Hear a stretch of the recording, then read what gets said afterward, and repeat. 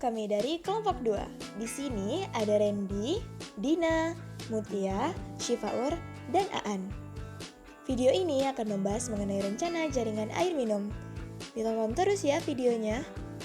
Air minum adalah air yang melalui proses pengolahan atau tanpa proses pengolahan yang melalui syarat dan dapat langsung diminum. Air minum dalam kehidupan manusia merupakan salah satu kebutuhan paling esensial, sehingga kita perlu memenuhinya dalam jumlah dan kualitas yang memadai.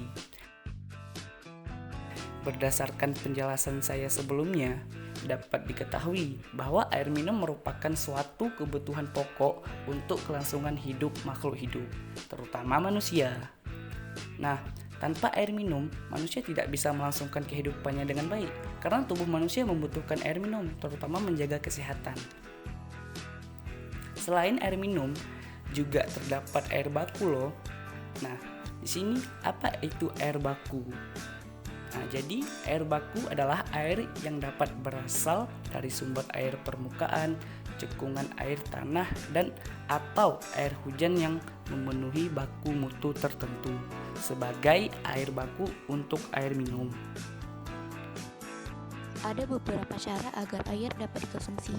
Peraturan Menteri Kesehatan Republik Indonesia Nomor 492 Tahun 2010 menyatakan air minum harus memenuhi syarat fisika, tidak berbau, tidak berasa, tingkat warna maksimal 15 TCU, dan derajat suhunya 3 derajat Celcius.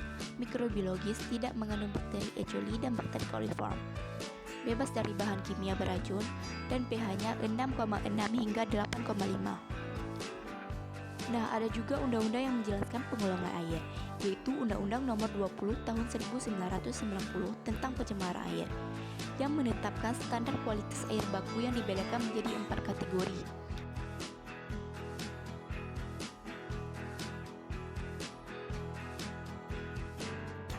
Kebutuhan air domestik adalah pemakaian air untuk segala aktivitas di lingkungan rumah tangga. Penyediaan air baku untuk keperluan rumah tangga dihitung berdasarkan 1. Jumlah penduduk. 2. Persentase jumlah penduduk yang akan dilayani. 3. Cara pelayanan air. 4. Konsumsi pemakaian air. Sedangkan kebutuhan air untuk keperluan non-domestik ialah RI SPAM. Apa ya? Sistem penyediaan air minum atau SPAM adalah suatu kesatuan sistem fisik dan non-fisik dari prasarana dan sarana air minum. SPAM dikembangkan dengan tujuan sebagai berikut. Pengembangan SPAM bertujuan membangun, memperluas, atau meningkatkan sistem fisik dan non-fisik dalam kesatuan yang utuh untuk melaksanakan penyediaan air minum kepada masyarakat menuju keadaan yang lebih baik. Singkatnya, SPAM dikembangkan untuk 3 aspek utama, yaitu pelayanan, penghematan, dan jangkauan. Jenis rencana induk SPAM.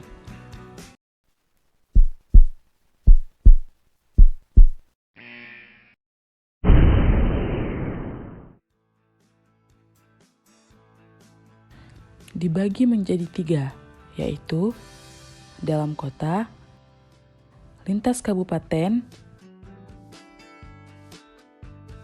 dan lintas provinsi.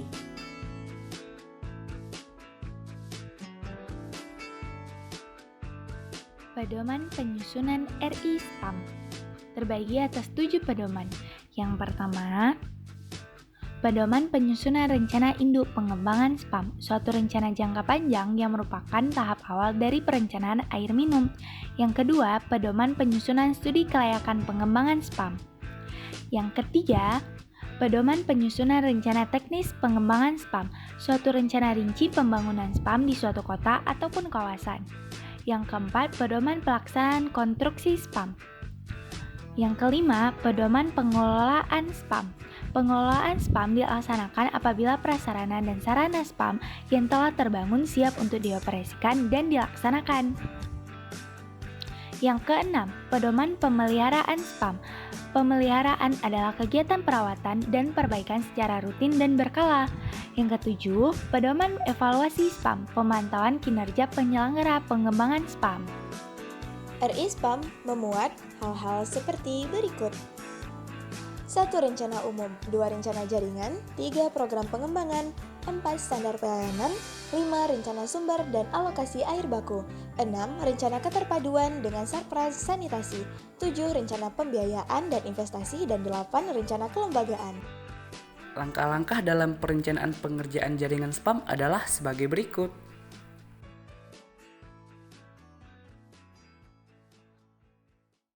Yeay, semua materi udah dibahas. Gimana nih, ngerti nggak? Semoga ngerti ya. Sekian dari kami, terima kasih.